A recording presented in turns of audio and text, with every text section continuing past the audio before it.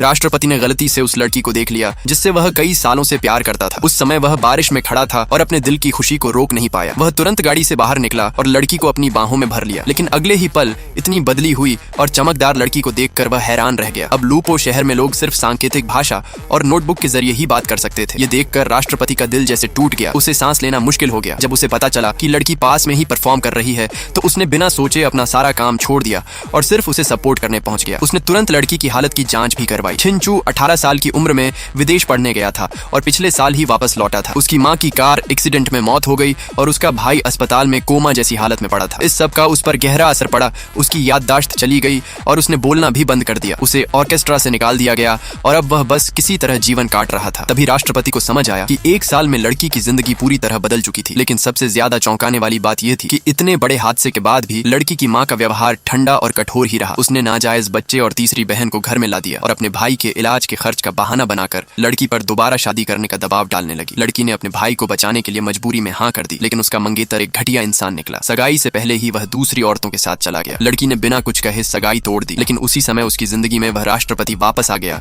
जो कई सालों से उससे प्यार करता था। धीरे धीरे दोनों के बीच एक अनकहा रिश्ता बनने लगा। राष्ट्रपति उसके करीब आने के लिए अपने काम के बीच भी समय निकालकर उसके परफॉर्मेंस पर पहुंचने लगा। उसके आने से होटल में भीड़ बढ़ गई। लड़की को पता चला कि वही आदमी जिसने उसे उस दिन बारिश में छाता दिया था दरअसल वेंजेंग ग्रुप का क्राउन प्रिंस है जो अपने ठंडे और सख्त स्वभाव के लिए जाना जाता है। जब परफॉर्मेंस खत्म हुई लड़की घर जाने लगी। लेकिन उसका पुराना मंगेतर फिर से उसे परेशान करने आ गया। तभी राष्ट्रपति वहां पहुंचा और उसने लड़की को अपना मंगेतर बताते हुए उसका हाथ थाम लिया। लड़की समझ गई कि वह उसकी मदद कर रहा है, इसलिए उसने भी उसका साथ दिया। गुस्से में मंगेतर वहां से चला गया। इसके बाद